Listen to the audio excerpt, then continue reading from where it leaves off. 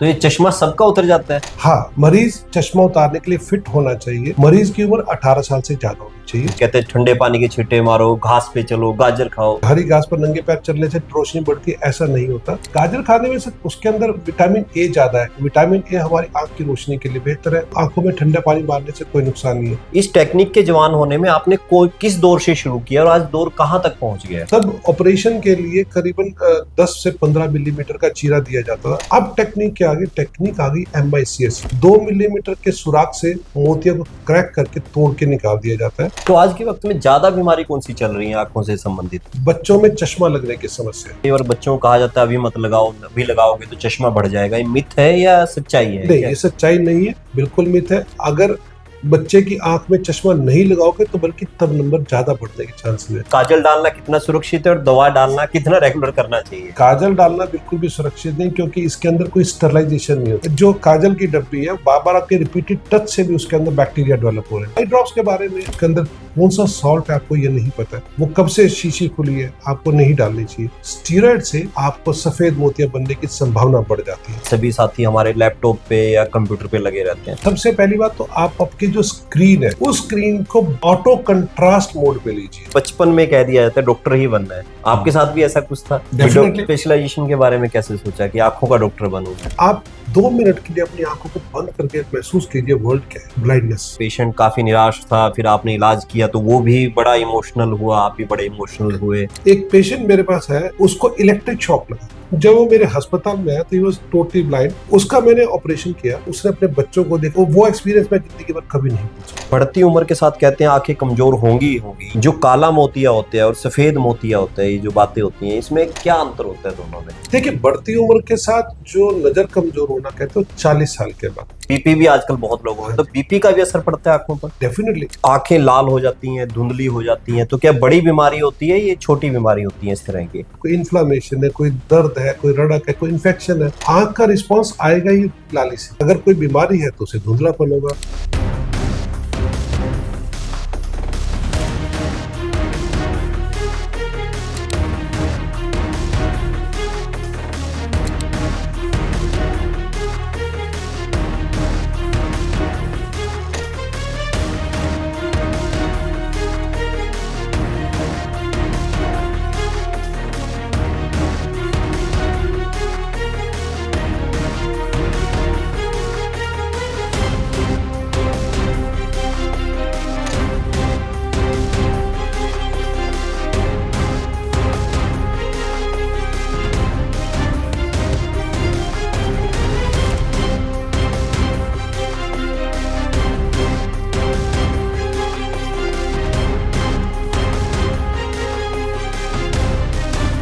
नमस्कार, स्वागत है आपका शब्द मंच के सेहत के मंच पर। और फ्लैक्ट हाउस में इस बार हमारे साथ हैं नेत्र रोग विशेषज्ञ, जाने माने विशेषज्ञ हैं। टोहाना के अलावा बाहर भी अपनी सेवाएं देते हैं और जगह जगह सेमिनार में जाकर इस रोग के ऊपर अपनी बात रखते हैं। तो हमारे लिए बहुत ही अच्छी बात है और दर्शकों के लिए कि आज आपकी समस्याओं का समाधान जो है, सवालों के जवाब डॉक्टर साहब देंगे। तो डॉक्टर साहब, आपका स्वागत है।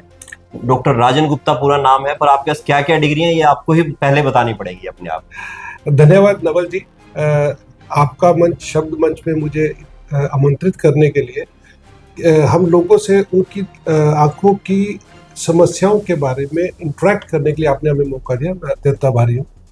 मेरी बेसिक क्वालिफिकेशन, मैंने MBBS किया है गवर्नमेंट मेडिकल कॉलेज रोहतक से, PGIMS जिसको आज के नाम जाना जाता है।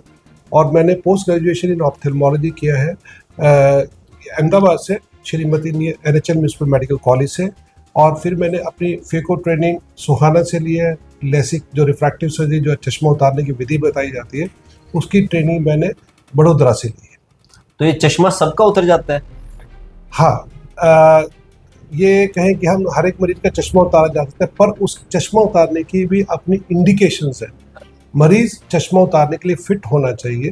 हमारे पास पेशेंट आता है, वो कहता है चश्मा उतर जाएगा, बट उसके लिए हमें सबसे पहला क्राइटेरिया क्या है, मरीज की उम्र 18 साल से ज्यादा होनी चाहिए। जी जी।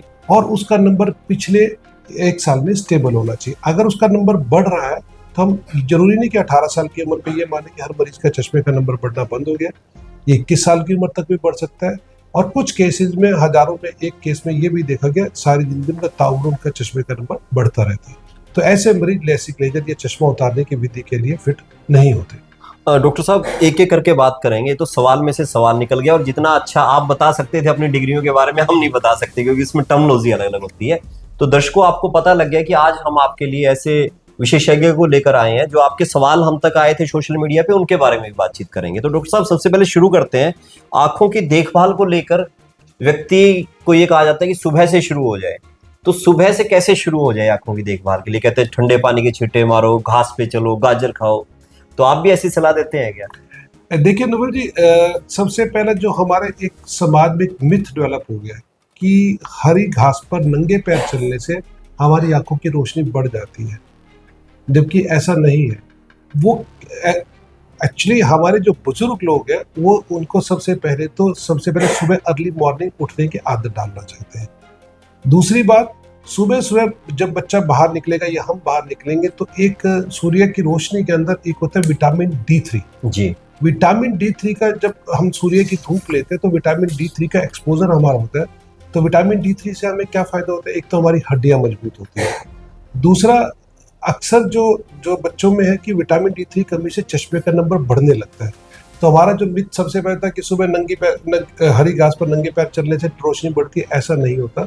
उससे कुछ हमारे विटामिन D3 का, बच्चा बाहर निकलेगा उसको एक्सपोजर होगा, उसको विटामिन D3 का फायदा होगा। और एक गाजर खाना जो कहते हैं, गाजर खाने में से उसके अंदर विटामिन ए ज्यादा है। विटामिन ए हमारी आंख की रोशनी के लिए बेहतर है, तो इसलिए वो और ये ठंडे पानी के छींटे मारना। ठंडे पानी की छींटों में क्या है कि हमारे, वैसे तो देखो हमारी आंखों के अंदर ऑटोमेटिकली क्लिनजिंग मैकेनिज्म है जिसको हम बोलते हैं आंसू।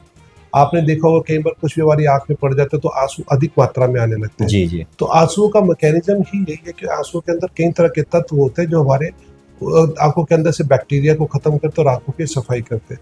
फिर भी कई बार हम सुबह उठते तो हमारी आंखों में किसी तरह का डिस्चार्ज लगा होता है, तो वो आंखों में ठंडा पानी मारने से कोई नुकसान नहीं है। दूसरा, एलर्जी के पेशेंट्स जो होते हैं, एलर्जी के पेशेंट में हम अक्सर कहते हैं कि ठंडे पानी से आंखें धोए, क्योंकि ठंडे पानी से क्या होगा, उसकी जो आंखों में लाली कम होगी और उसको इरिटेशन में रिलीफ मिलेगा। तो ठंडे पानी का ये मतलब। डॉक्टर साहब आप भी यूथ तो है ही, मैं आपको ये नहीं कह सकता बुजुर्ग है, पर पिछले समय में टेक्निक भी काफी जवान हुई है। इस टेक्निक के जवान होने में आपने किस दौर से शुरू किया और आज दौर कहाँ तक पहुंच गया है? देखिए नवल जी, जब मैंने post graduation in ophthalmology join किया तब उस समय पर टेक्निक के अंदर क्या था, हमारे उस समय पर टाँकों वाला ऑपरेशन किया जाता था, सफ़ेद मोतियाबिंद का। टेक्नोलॉजी के अंदर इतना चेंज हुआ, अब हमारा टाँका हमें लगाना ही नहीं होता। तब ऑपरेशन के लिए करीबन 10 से 15 मिलीमीटर का चीरा दिया जाता था और मोतिया बिल्कुल एक पीस में निकाला जाता है। उस पीस में निकालने के बाद एक बड़ा मोटा लेंस डाला जाता है जो बहुत हार्ड मटेरियल का होता है, जिसको PMMA मटेरियल हम बोलते हैं। तो उस मटेरियल का लेंस आंख में डाला जाता था और उसके बाद मोटे मोटे 8-0 के टाँके लगाते, जो 1.5 महीने बाद हमें निकालने, तो मरीज 1.5 महीने तक बहुत परेशान रहता था। उससे उसको लाली, लड़क, सूजन बहुत रहती थी आंखों में। अब टेक्निक आ गई MICS, micro incision cataract surgery. 2 millimetre के सुराख से मोतिया को क्रैक करके तोड़ के निकाल दिया जाता है और उसकी आंख के अंदर फोल्डेबल लेंस डाल दिया। फोल्डेबल लेंस का साइज वैसे 6 मिलीमीटर का होता है, पर वो 2 मिलीमीटर में एक सिरिंज के थ्रू द्वारा डाल दिया जाता है और वो आंख के अंदर खुल जाता है और आंख के अंदर बिल्कुल परफेक्ट पोजीशन पर सेट होता है। उससे फायदा क्या होता है, टाँकों की सर्जरी के बाद 1.5 महीने के बाद हमारी चश्मे का जो नंबर है, सिलेंड्रिकल नंबर बहुत ज़्यादा आता था। मरीज का विजन जो हम 6/6 बोलते हैं वो हर पेशेंट में अचीव नहीं हो पाता था। और दूसरी बात ये कि वो लेंस के उसके अंदर अपनी अपनी और प्रॉब्लम्स थी, उसके अंदर हम टॉरिक यानी कि सिलेंड्रिकल करेक्शन नहीं कर सकते। आज की विधि जो MICS में फोल्डेबल लेंस डालेंगे, पेशेंट का 99% विजन 6/9, 6/6 मिलेगा। टॉरिक करेक्शन जो हमारी पुतली के अंदर सिलेंड्रिकल नंबर है, उसकी करेक्शन उस लेंस के अंदर की जा सकती है। तीसरा जो चीज़ है कि दूर नज़दीक मध्यम का जो लेंस है वो डाला जा सकता है, जो उस टाँकों वाली सर्जरी में मल्टीफोकल या ट्राईफोकल्स आते ही नहीं थे। तो वो मल्टीफोकल्स, ट्राईफोकल्स मरीज अपना दूर, मध्यमवर्ती और नज़दीक का काम कर सकता है। आज की उससे भी टेक्नोलॉजी में एडवांस आ गया EDOF लेंस है, जो एडवांस मोनोफोकल लेंस है, जिसमें दूर और मध्यमवर्ती की निगाह बहुत अच्छी मिलती है। हम उनको सेल्फी लेंस के बारे में बोलते हैं, जैसे हम सेल्फी लेने के लिए मोबाइल का यूज़ करते हैं तो वो विजन बहुत क्लियर होता है। तो ये टेक्निक के अंदर चेंजेस है और भी बहुत सारी चीज़ें एडवांस हुई हैं, हमारी हर तरह की माइक्रोस्कोपिक सर्जरीज एडवांस हुई है। जितनी भी सर्जरीज हमारी दूरबीन के अंदर की जाती है, जो आँख का कम से कम 10 गुना साइज के अंदर हम ऑपरेशन करते हैं। बहुत अगर कोई ज़रूरत होती, बहुत महीन टाँके लगाए जाते, तो पेशेंट को दिखते भी नहीं है और इरिटेट भी नहीं करते, जो कुछ केस में स्क्विंट सर्जरीज है, कुछ तरह की ऐसी सर्जरीज है। अदरवाइज और भी जैसे रेटिना सर्जरीज है, पर्दे की सर्जरीज है। पहले अगर किसी पेशेंट का आँख में कोई पर्दे से रिलेटेड समस्या होगी तो हम यही कहते हैं भाई तेरी नज़र चली गई, बट ऐसा नहीं। आज रेटिना सर्जरी के रिजल्ट्स बहुत ही कमेंडेबल है।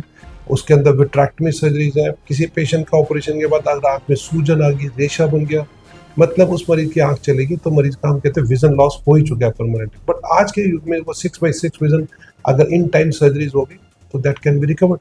तो आज के वक्त में ज्यादा बीमारी कौन सी चल रही है आंखों से संबंधित? देखिए, आज के युग में हमारा जो सबसे ज़्यादा सर्जरी, जो सबसे ज़्यादा समस्या है, बच्चों में चश्मा लगने की समस्या है। अगर हम ये देखें कि जो मायोपिया यानी कि निकट दृष्टि रोग बच्चों में बहुत तेजी से बढ़ रहा है। आप देखोगे हर बच्चे को चश्मा लगा हुआ है और 2050 तक करीब 50% लोगों को मायोपिया होगा। और ये इसलिए बढ़ रहा है क्योंकि आज के युग में हमारा क्या क्या प्रॉब्लम्स है। पहली बात, हमारा डिजिटल युग, स्क्रीन का यूजेज इतना ज़्यादा बढ़ चुका है कि हम स्क्रीन के बिना रह ही नहीं सकते। बट टेक्नोलॉजी को समझना भी हमारे लिए ज़रूरी है। अगर हम बच्चे को मोबाइल या लैपटॉप या स्क्रीन नहीं देंगे तो बच्चा पिछड़ जाएगा। सारी स्टडीज़ है हमारी मोबाइल में हो रही है, लैपटॉप में, everything is on the internet. तो उसके बिना तो हम भी सर्वाइव नहीं कर सकते। तो उसके अंदर जो डिजिटल डिवाइसेस हमारे एक नीली लाइट एमिट करते हैं, ब्लू लाइट। देखिए, हमारा अगर लाइट का स्पेक्ट्रम को अगर हम देखें तो उसके अंदर 7 रंग होते हैं। 7 रंग का एक कंपोनेंट में लाइट होती है, ब्लू लाइट भी होती है, वायलेट लाइट भी होती है। बट उसके अंदर जो अल्ट्रा वायलेट कंपोनेंट है, जो डेंजरस है, जो हमारी एलईडी स्क्रीन के अंदर अल्ट्रा वायलेट कंपोनेंट ज़्यादा होते हैं। तो उस अल्ट्रा वायलेट कंपोनेंट की वजह से बच्चों की आंखों में चश्मा का नंबर बढ़ जाता है। और इवन जो चीज़ हम नहीं समझते, ये जो नीली लाइट का एमिशन है, उससे हमारा जो मैकुला, पीत बिंदु, जो उसका मतलब जहाँ पर हमारी लाइट बनती है, उस पर बहुत बुरा असर डालता है। तो उससे क्या हो रहा है कि हमारा जनरली जो विजन लॉस है वो जल्दी हो रहा है और मैकुलाज हमारे खराब हो रहे हैं। तो ये जैसे चश्मा है, चश्मा लगाने से कई बार बच्चों को कहा जाता है अभी मत लगाओ, अभी लगाओगे तो चश्मा बढ़ जाएगा, ये मिथ है या सच्चाई है? नहीं, ये सच्चाई नहीं है, बिल्कुल मिथ है। अगर बच्चे की आंख में चश्मा नहीं लगाओगे तो बल्कि तब नंबर ज़्यादा बढ़ने के चांसेस है। पहले ये स्टडी की गई थी कि हम बच्चों को अंडर करेक्शन दे चश्मे में तो उससे चश्मे का नंबर नहीं बढ़ेगा, ऐसा नहीं है। बच्चे को फुल करेक्शन देनी चाहिए। अगर हम फुल करेक्शन नहीं दे रहे हैं, उससे क्या क्या लॉसेज है? पहली बात, बच्चे को क्लियर नहीं दिख रहा है, उसका विजन ही क्लियर नहीं। सेकेंड थिंग, बच्चे को सर में दर्द रहेगा क्योंकि उसको क्लैरिटी नहीं है, बार बार आँख को खोलना बंद करेगा क्लैरिटी विजन लेने के। तीसरी जो सबसे इंपॉर्टेंट चीज़ है जो हम मतलब कंसीडर नहीं करते, स्क्विंट डेवलपमेंट, तिरछापन, टेढ़ापन, तीर होना, बैंगापन होना। अगर कितने मरीज जो ऐसे हैं हमारे पास आते हैं ओपीडी के अंदर जो चश्मा नहीं लगा रहे हैं और चश्मे से उनका स्क्विंट करेक्टेबल है, मेरे पास ओपीडी में आएगा, सर इसकी आंख सीधी कर दो, ऑपरेशन कर दो। वो चश्मा नहीं पहनाना चाहते। तो स्क्विंट का one of the commonest cause एक जो है चश्मे का नंबर भी है। तो ये हमें चश्मे का नंबर लगाना ही चाहिए। अच्छा, एक और होता है जैसे आंखों के अंदर दवाई डालना। पहले क्या कहते काजल डालनी है रात को सोते हुए, तो थोड़ा सा उसके बारे में बता दीजिए। काजल डालना कितना सुरक्षित है और दवा डालना कितना रेगुलर करना चाहिए? देखिए, काजल डालना बिल्कुल भी सुरक्षित नहीं, क्योंकि इसके अंदर कोई स्टरलाइजेशन नहीं होती काजल की। हमारा क्या होता है, काजल के एक डब्बी होते हैं जिसमें आप फिंगर को लगाते हो, टच करते हैं, फिंगर से आप काजल को टच करते हैं। अब आप उस चीज को समझिए, आपकी फिंगर कौन सा स्टरलाइज है। आप आंख के अंदर एक गंदी उंगली से और वो काजल को लगा रहे हो और बार बार रिपीटेडली आपका जो काजल की डब्बी है, बार बार आपके रिपीटेड टच से भी उसके अंदर बैक्टीरिया डेवलप हो रहे हैं। तो आपको ये प्रैक्टिस नहीं अडॉप्ट करनी चाहिए। और ये आई ड्रॉप्स के बारे में अब देखिए, हम जनरली जाते हैं गुलाब जल डाल रहे हैं। गुलाब जल के आपको कंसंट्रेशन ही नहीं पता है, उसके अंदर कौन सा सॉल्ट है आपको ये नहीं पता है, उसके अंदर प्रिजर्वेटिव कौन से है, वो कब से शीशी खुली है, आपको नहीं डालनी चाहिए। हम जनरली जाते हैं मार्केट के अंदर, एक केमिस्ट शॉप, किसी के पास भी जाते हैं, एक नॉर्मल ड्रॉप्स दे दो। ड्रॉप्स कोई भी नॉर्मल नहीं होते और 90% ऑफ टाइम्स वो स्टीरॉयड ड्रॉप्स दिए जाते हैं। 10 से 20 रुपए की एक ड्रॉप होगी, जिसको बिटा में तो बैटनिसोल जनरली मिलेंगे, डेक्सोना आई ड्रॉप्स मिलेंगे। और आप अगर अपने आप ये स्टीरॉयड ड्रॉप्स डाल रहे हैं, स्टीरॉयड ड्रॉप से आपको क्या क्या नुकसान हो सकते हैं? पहली बात, अगर आपकी आंख में कोई भी इन्फेक्शन है, वो इन्फेक्शन बढ़ सकता है। दूसरी बात, स्टीरॉयड से आपको सफ़ेद मोतिया बनने की संभावना बढ़ जाती है। तीसरा, सफ़ेद मोतिया के साथ आपके काला मोतिया की संभावना भी बढ़ जाती है।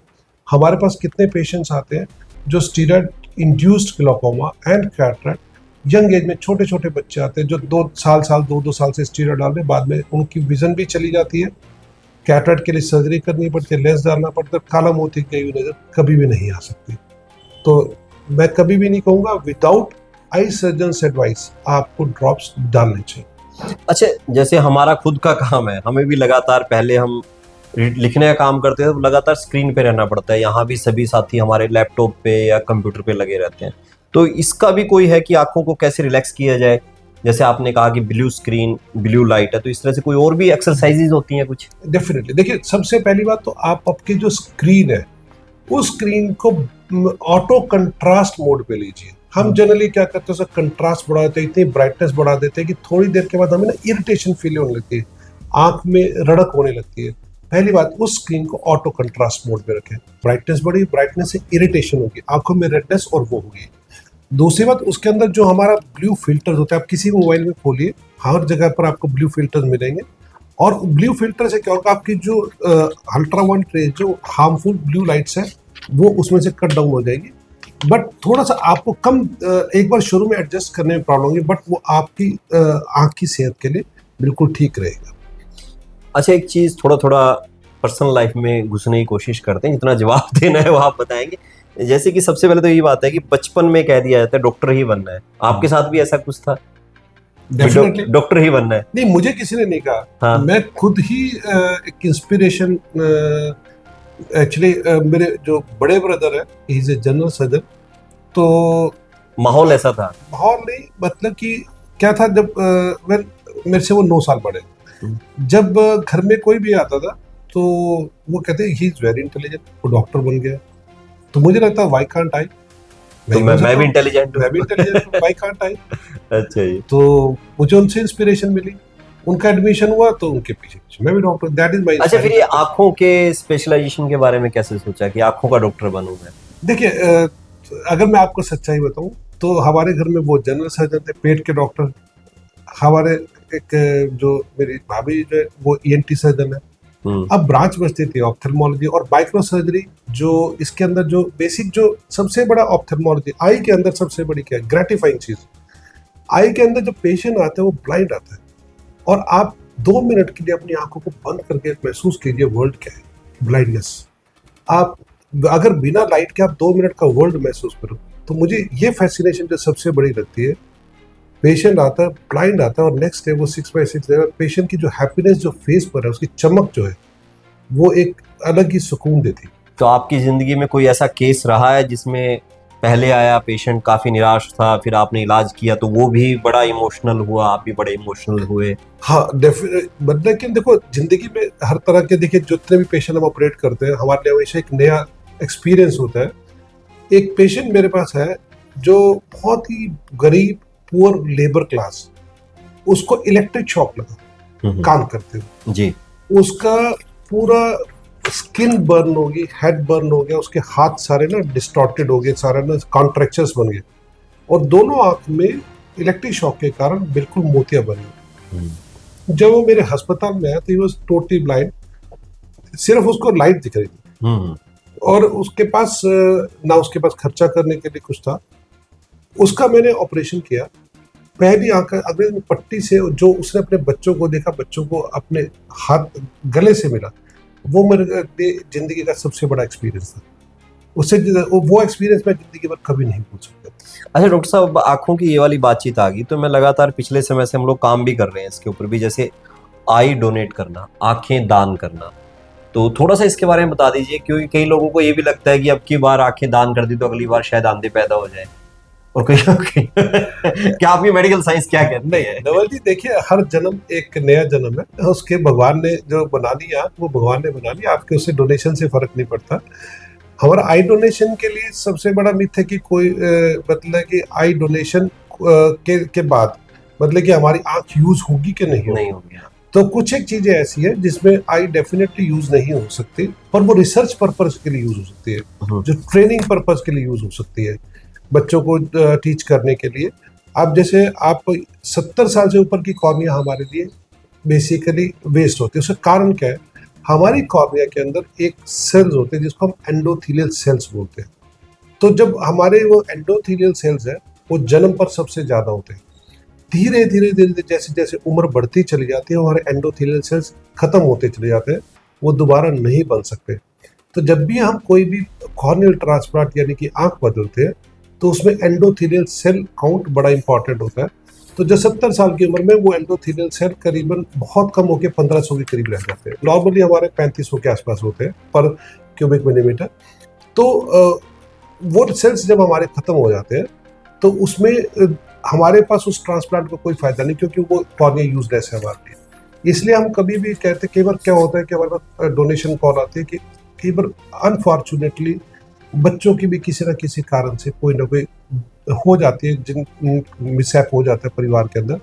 वो कॉर्निया सबसे अच्छी कॉर्निया है डोनेशन करने के लिए। मैंने एक बार 7 साल के बच्चे की भी आई डोनेशन किया और वो सबसे परफेक्ट कॉर्निया है जिसके अंदर मैक्सिमम एंडोथेलियल सेल काउंट है, और वो उससे सबसे ज्यादा पेशेंट का ग्राफ्ट जो हम कॉर्नियल ग्राफ्ट करते हैं वो जिंदगी भर चलता है। तो जिंदगी भर चलते हैं। हाँ, जिंदगी उसकी जितना आपका सेल काउंट होगा तो जितना मैक्सिमम सेल काउंट होगा उतनी कॉर्निया की उस ग्राफ्ट की वायबिलिटी बढ़ जाती है। ठीक है। अच्छा, एक चीज बताइए, बढ़ती उम्र के साथ कहते हैं आंखें कमजोर होंगी ही होंगी, ये मिथ है या ये सच्चाई है? और दूसरी बात इससे जुड़ी हुई कि ये भी बता दीजिए साथ में चलते चलते कि जो काला मोतिया होता है और सफेद मोतिया होता है, ये जो बातें होती हैं, इसमें क्या क्या अंतर होता है दोनों में? देखिए, बढ़ती उम्र के साथ जो नजर कमजोर होना कहते हो 40 साल के बाद प्रेस बायोपिया, जो हमारा जो लेंस है, जो आंख के अंदर लेंस है, वो थोड़ा सा कमजोर पड़ने लगता है, उसकी रस्सियां कमजोर पड़ने लगती है। उसकी वजह से उसमें एकोमोडेशन का फैक्टर खत्म हो जाता है, जिसकी वजह से आपको नजदीक का चश्मा लगने लग जाता है।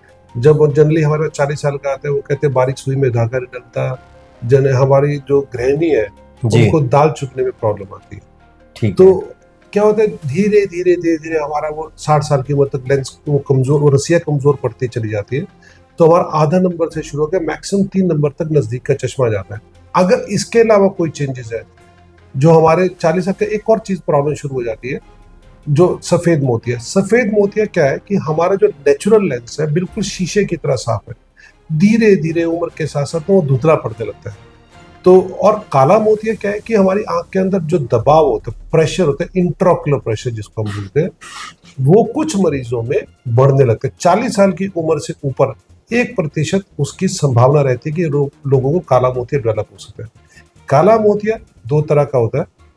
एक तो होता है बिल्कुल जिसमें दर्द होता है, मरीज एकदम से हमारे पास आता है, दिखना कम हो जाता है, आंखों में दर्द, लाली, रड़क, सूजन, पानी आना, वो होता है, उसको हम एक्यूट एंगल क्लोजर ग्लोकोमा बोलते हैं।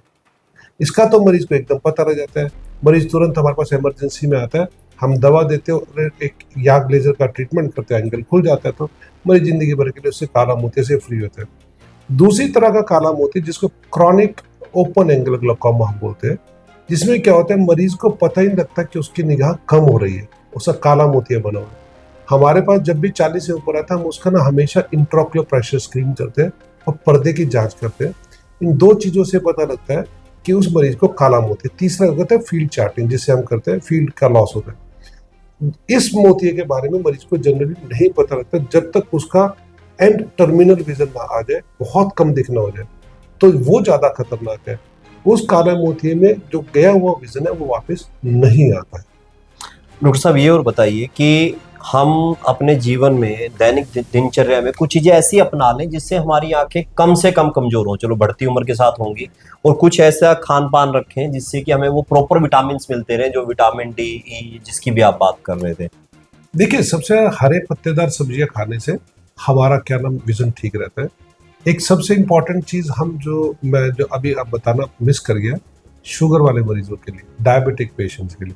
डायबिटिक पेशेंट्स जनरली हमारे जो है मीठा खाते हैं, मीठा अवॉइड करना है। शुगर के मरीजों में 10 साल की शुगर 30% मरीजों के पर्दों में खराबी शुरू हो जाती है, और 20 साल की शुगर के बाद 50% में, और 25 साल की शुगर के बाद तो नियरली 90 to 100% में पर्दों में प्रॉब्लम शुरू हो जाती है, जिसको हम डायबिटिक रेटिनोपैथी कहते हैं। मरीज हमारे पास आता है, हम वो पहली बात तो अपनी शुगर की हिस्ट्री हमें बताता ही नहीं, बहुत ज्यादा प्रेशराइज करने पर बताते हैं, फिर धीरे धीरे धीरे वो अपने कार्ड्स खोलना शुरू करता है, अनकंट्रोल्ड शुगर है। वो शुगर की वजह से क्या होगा कि आपके पर्दे में सूजन आ जाती है। पर्दे में सूजन आने के बाद क्या होता है, धीरे धीरे मरीज का विजन लॉस हो, साथ साथ उन शुगर के मरीजों में सफेद मोतिया, काला मोतिया भी ज्यादा होता है। अब क्या होगा कि पेशेंट सोचता है कि मेरे सफेद मोतिया से विजन लॉस हो रहा है, कहीं पर गए किसी चश्मे वाले के पास चेक कराने के लिए गए, उसने कहा आपको चश्मा लगेगा। वो सफेद मोतिया में चश्मे का नंबर तो आ ही जाता है, उस चश्मे का से क्या होगा, मरीज अच्छा मेरे चश्मे से ठीक है, पर उसके पीछे उसका जो स्टॉर्मिंग चल रही है, जो रेटिना के अंदर प्रॉब्लम चल रही है, वो उसको नहीं पता लगती। वो ये सोचता है कि मेरे को शुगर से कोई प्रॉब्लम नहीं है। लोग इसमें उसी गलतफहमी में रहते हैं, मेरे को शुगर से कोई नुकसान नहीं हो सकता। धीरे धीरे क्या होता है, वो ये सोचता है कि मेरी जो नजर का लॉस है वो सफेद मोतिया से हो रहा है, जबकि वो प्रॉब्लम होती है पर्दे के अंदर। और जब तक हमारे पास पहुंचता है तो उसका पर्दे में इतना विजन लॉस हो चुका है तो वो रिकवर ही नहीं हो सकता। फिर उसको हमें मोतियाबिंद के कारण हम पर्दा भी पीछे से असेस नहीं कर सकते। उसके लिए बहुत तरह के इलाज है, हमें एंटीवेजेफ इंजेक्शंस लगाए जा सकते हैं, लेजर्स किया जा सकता है, जिससे हम पर्दे को उसके बचा सकते हैं। पर वो अर्ली स्टेज में, जब पेशेंट लेट स्टेज में आ रहा है, हम पर्दे के बारे में कुछ कर नहीं सकते। उसमें क्या, पर्दे बाद में खून आना शुरू हो जाता है, पर्दा अपनी जगह से उखड़ जाता है, और तब टर्मिनल स्टेज में पेशेंट के लिए हम हेल्पलेस हो जाते हैं कि हम आपके लिए कुछ नहीं कर सकते। तो शुगर के मरीजों के लिए मेरी एक रिक्वेस्ट है, उनसे इल्तिजा है कि वो इस चीज़ में अपना ध्यान दें। 6 महीने के बाद अपने पर्दे की जांच जरूर करें। एक पर्दे का सीटी स्कैन होता है जिसमें 10 लेयर्स की आपकी जांच की जा सकती है, और पर्दे के बारे में आपकी डिटेल्ड इवैल्यूएशन और अपना इलाज उसका जरूर कराएं। आप अपने अंधेपन से बच सकते हैं। तो शुगर के साथ जैसे आपने बता दिया, तो मैं जुड़ा सवाल पूछ रहा हूँ, बीपी भी आजकल बहुत लोगों में, तो बीपी का भी असर पड़ता है आंखों पर? डेफिनेटली। देखिए, बीपी, अनकंट्रोल्ड हाइपरटेंशन, डेफिनेटली आपके पर्दे पर सूजन आएगी, आपकी नसों पर सूजन आ सकती है, आपके पर्दे में ब्लीडिंग हो सकती है, आपके पर्दे ब्लीडिंग होगी, आपके आंखों की नस बंद हो सकती है, जो खून ले जाने वाले central retinal artery, central retinal vein occlusion हो सकता है, और बहुत सारी समस्याएं जो ब्लड प्रेशर से रिलेटेड है। प्रेगनेंसी में पर्टिकुलरली जो प्रेग्नेंट औरतें हैं, उनका अगर ब्लड प्रेशर आई है तो उनके तो पर्दे में सोजिश बहुत आती है, बहुत सारी समस्या होती है, उनका अंधेपन का कारण बन सकता है।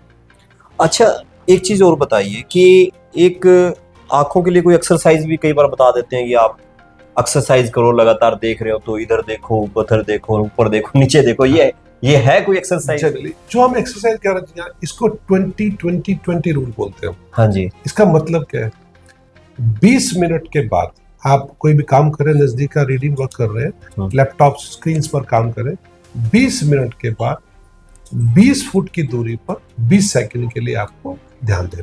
उससे क्या होगा, आपका एकोमोडेशन रिलैक्स हो जाएगी। आप क्या, आपके मसल स्ट्रांगली यूज कर रही है वर्क के लिए, वो एकोमोडेशन रिलैक्स हो जाएगी और आपकी आंखों में आराम है। अच्छा डॉक्टर साहब, कुछ एक जो सवाल है जो आमतौर पे लोगों के रहते हैं कि आंखें लाल हो जाती हैं, धुंधली हो जाती हैं, तो क्या बड़ी बीमारी होती है, ये छोटी बीमारी होती है इस तरह की? देखिए, आंखें लाल होना, आंख बेचारी वो गुस्से में लाल ही होगी ना। अच्छा। अगर उसको कोई प्रॉब्लम है, आंख में कोई प्रॉब्लम है, कोई इन्फ्लामेशन है, कोई दर्द है, कोई रड़क है, कोई इन्फेक्शन है, आंख का रिस्पॉन्स आएगा ही लाली से। तो और दूसरा क्या होगा, अगर कोई बीमारी है तो उसे धुंधलापन होगा, तो ये इंडिकेटिव है कि आप तुरंत अपनी आंखों की जांच कराएं। रेडनेस का कारण क्या हो सकता है, आपको इन्फेक्शन, कंजक्टिवाइटिस हो सकता है। और ये फड़कना जो आंखों का होता है, फड़कना भी एक इंडिकेटिव है कि आपने कोई प्रॉब्लम है। देखिए, मोस्ट कॉमनली फड़कना तो होता है आपका एंजाइटी की वजह से, स्ट्रेस की वजह से। दूसरा, डायबिटिक शुगर पेशेंट्स में, ब्लड प्रेशर के पेशेंट्स में बड़ा कॉमन है आंख का फड़कना, तो उसकी भी जांच अपनी करानी जरूरी है। अच्छा डॉक्टर साहब, जो आपने सारी बातें बता दी, क्या आज के वक्त में फिर भी ऐसी कोई, हम माने कि साइंस ने इतनी तरक्की कर ली कि जो कोई बीमारी उसका हल हो जाता है, या कुछ आपको भी लगता है नहीं अभी तो असाध्य है ये आंखों के अंदर? नहीं, देखिए, कई चीजें हैं जहां पर हम नतमस्तक हो जाते हैं भगवान के आगे कि या हम इसका कुछ नहीं कर सकते। जैसे अंधराता, रेटिनाइटिस पिगमेंटोसा, एक ऐसी बीमारी है जो जिसकी वजह से लोगों को रात को दिखना बंद हो जाता है। उसका हमारे पास अभी तक तो फिलहाल आज की डेट में अगर मैं ये कहूँ कि अपना जो हॉस्पिटल है, अपने हॉस्पिटल में कितनी बीमारियों का इलाज हो जाता है और कौन कौन लोग हैं जो यहाँ आ सकते हैं, और आपके यहाँ क्या क्या सुविधाएं आज के वक्त में आप दे रहे हो? देखिए, हम ये तो नहीं कह सकते हम सब सुविधाएं दे सकते हैं। हमारे पास जो आप सुविधाएं ले सकते हैं, सबसे पहले सफ़ेद मोतिया से संबंधित हर तरह का उपचार उपलब्ध है। सर्जरी के लिए MICA सर्जरी, फोल्डेबल, ट्राईफोकल, मल्टीफोकल्स, ईडॉप, हर तरह के लेंसेज उपलब्ध है। काला मोतिया के लिए हर तरह की, देखिए उसके क्या क्या टेस्ट होते हैं, CT स्कैन होता है, पैरामीट्री होती है, वो सब उपलब्ध है। गोनियोस्कोपी, पुतली की जांच, वो सब हमारे पास उपलब्ध है। उसका मेडिकल ट्रीटमेंट, सर्जिकल ट्रीटमेंट हर उपलब्ध है। स्क्रीन सर्जरी यानी कि भैंगापन का इलाज, उसके लिए जिस तरह की जांच चाहिए हमारी, ऑर्थोप्टिक जांच, उसकी सुविधा उपलब्ध है। हर तरह का ऑपरेशन की सुविधा उपलब्ध है। एक जो आज की तकनीक है चश्मा उतारने के लिए, लेसिक लेजर की तकनीक, मतलब कि जो हमारे पास अवेलेबल है विद प्रेस्क्राइब, यानी कि 40 साल से ऊपर वाले मरीज का भी हम चश्मा उतारा जा सकता है। ये हरियाणा की सर्वप्रथम मशीन है जो हमने लगाई है, जाइस मेल 90 मशीन। लेजर से संबंधित एक मशीन होती है पेंटाकैम, तो पेंटाकैम की मशीन जो है वो हमारे पास। पेंटाकैम में क्या है, आपकी पुतली की जांच, एडवांस जांच जो होती है सर्जरी से पहले, आप लेजर से पहले पेंटाकैम से जब आप जांच करें तो हमें पुतली की मोटाई का पता लगेगा, और उसका कॉर्निया का पोस्टीरियर फ्लोर जो रूटीन टोपोग्राफर्स में नहीं दिखता है, जो लेसिक रिजेक्शन के लिए रिक्वायर्ड होता है, वो जांच कर सकते हैं। अगर उस पेशेंट को ICL डालना है, इम्प्लांटेबल कोलोमर लेंस, यानी कि जो लेजर के लिए फिट नहीं है, उसके लिए भी जांच के लिए पेंटाकैम रिक्वायर्ड, वो भी उससे जांच की जा सकती है। और भी हमें जैसे मोतियाबिंद के अंदर हमें टॉरिक लेंस डालना है, उसके लिए मशीन होती है आयल मास्टर, जिसको हम ऑप्टिकल बायोमीटर भी बोलते हैं, वो उपलब्ध है हमारे पास। पर्दे से रिलेटेड जो हम रेटिना की डिटेल्ड इवोल्यूशन के लिए CT स्कैन है, वो उपलब्ध है। फंडस फ्लोरेसेंट एंजियोग्राफी, यानी कि जो इंजेक्शन देके पर्दे की नसों की जांच करते हैं कि पर्दों में कोई लीकेज तो नहीं, उसके लिए फंडस फ्लोरेसेंट एंजियोग्राफी। अब उसके बाद अगर हमें लेजर्स की ज़रूरत है, पर्दे की रेटिना की लेजर्स होती है, जब पर्दे में सोजिश या ये ब्लीडिंग वेसल्स हैं, उनके लेज़र रिक्वायर्ड है, उसके लिए हमारे पास डबल फ्रीक्वेंसी या आर्गन लेज़र अवेलेबल है। पर्दे की जो लेंस की हमारी झिल्ली की जो मोटाई हो जाती है ऑपरेशन के बाद, उसके लिए लेज़र उपलब्ध है, याग लेज़र जिसको हम बोलते हैं। और इसके अलावा भी एक लेटेस्ट एडिशन जो बहुत कम इंस्टीट्यूशनल लेवल पर, PGI लेवल पर उपलब्ध है, स्पेकुलर माइक्रोस्कोप। जो हम बात कर रहे थे कॉर्नियल ट्रांसप्लांट की, उसके लिए स्पेकुलर माइक्रोस्कोप जो एंडोथेलियल सेल काउंट के लिए अभी हमें 1 महीना पहले अवेलेबल कराया, जिसकी इंडिकेशन है कि सर्जरी से पहले, मोतियाबिंद की सर्जरी से पहले हर मरीज का स्पेकुलर माइक्रोस्कोप भी होना चाहिए, क्योंकि मोतियाबिंद के ऑपरेशन के दौरान हमारा एंडोथेलियल सेल लॉस होता है, वो कितना हुआ, कई बार ऑपरेशन के मरीज की पुतली की सोजिश वो ठीक नहीं होती, वो एंडोथेलियल सेल लॉस की वजह से होती है। उसमें हम पेशेंट का रिजेक्ट कर सकते हैं, ये पेशेंट ऑपरेशन के लिए फिट नहीं है। अच्छा डॉक्टर साहब, ये तो आपने बात बता दी, इसके अलावा आजकल कुछ सरकारी योजनाएं चली हुई हैं, क्या उनका लाभ भी आपके यहाँ मरीजों को मिल सकता है? हमारे पास हर सरकारी योजना के लिए उपलब्ध है। आयुष्मान भारत, ECHS यानी कि जो रिटायर्ड फौज के कर्मचारी हैं, हरियाणा सरकार, इन सब के एम्पेनमेंट्स, हर तरह के TPS, हर तरह की सुविधा हमारे पास उपलब्ध है। हमारी आंखें ठीक रहें, सुरक्षित रहें, देर तक देखें, इसके लिए कोई और फार्मूला बता दीजिए, कोई मंत्र बता दीजिए आखिर में। फार्मूला तो देखिए, पहली बात, आँख को, मतलब कि अपनी आँख को संभाल के रखने के लिए डिजिटल डिवाइसेस से जितना बच सकते हैं वो बचिए। हमने टेक्नोलॉजी को यूज़ करना है, मिसयूज़ नहीं करना। मैंने अक्सर देखा है बच्चों को गेम खेलते हुए, क्यों हम भी लगे होते हैं कभी टाइम पास के लिए गेम खेलते हैं। मुझे लगता है उस समय को बचा के सोशल इंटरेक्शंस में यूज़ करें, मुझे लगता है वो हमारे स्वास्थ्य के लिए बेहतर है। डॉक्टर राजन ने हमें बहुत अच्छी जानकारी दी और मुझे ऐसा लग रहा था जैसे हम किसी एडिटोरियम में ना कोई लेक्चर सुन रहे हैं, और आप सबको भी इससे लाभ मिला होगा। और इसी तरह की कुछ और चर्चाएं भी हम लगातार शब्द मंच के सेहत मंच पर लेकर आते रहेंगे। आपके जो सवाल है वो भेजते रहिए, और आपको ये लगता है कि इस रोग के विशेषज्ञ से हमें और बातचीत करनी है, उसको और सुनना है, तो वो भी हमें बताइए। और इसके अलावा अगर आपके सवाल फिर से आएंगे तो डॉक्टर साहब के पास फिर से हम चले जाएंगे, इनको बुला लेंगे और उनके ऊपर भी हम लोग बातचीत करेंगे। तो डॉक्टर साहब आप आए, आपका बहुत बहुत धन्यवाद, शुक्रिया। नवल जी, आपका भी बहुत बहुत धन्यवाद।